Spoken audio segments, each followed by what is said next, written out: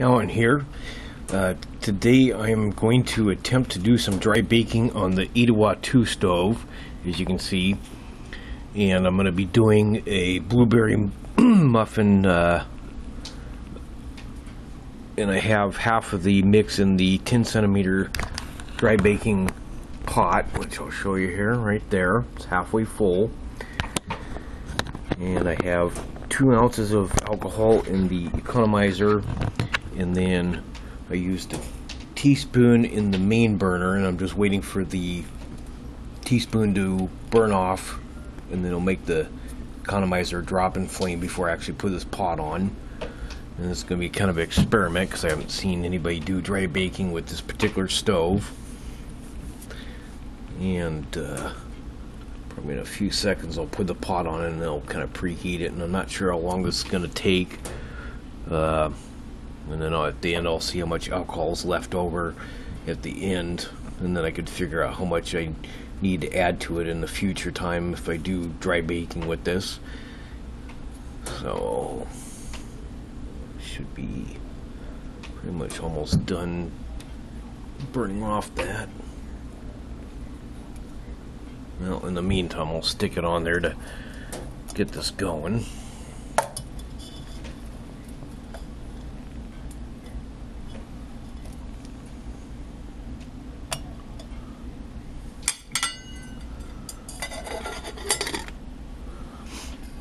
And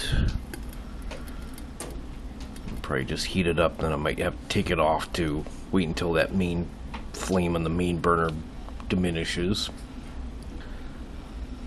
So in the meantime I'll stop the camera and I'll be back at a later time to show you how the muffin's doing. Okay, I'm back. The main burner has burned off that teaspoon of alcohol, and you can see that the flame is a lot smaller, so now this would be a good time for me to put it back on to start the dry baking. Start the timer, and we'll see how long this takes. Probably won't take too long because of the flame on the economizer is a little bit bigger than most simmer modes on most alcohol, but like I said, this is just experiment. See how this does, because I haven't seen this done on this particular stove. So, okay, I'll be back in a little bit to show you what's going on. Okay, I'm back. We are at the 20-minute mark. I wanted to show you the flame first. And, see, it came out nice and clean. Take it off and let it cool. And I'll let it cool off, and then I'll pull it out and I'll show you how it turned out. Catch you in a bit. Okay, I'm back, and I got it all out. And I first wanted to show you that in the pan it did leave a little residue, so I'd probably recommend using cooking oil in there with this stove if you do dry baking.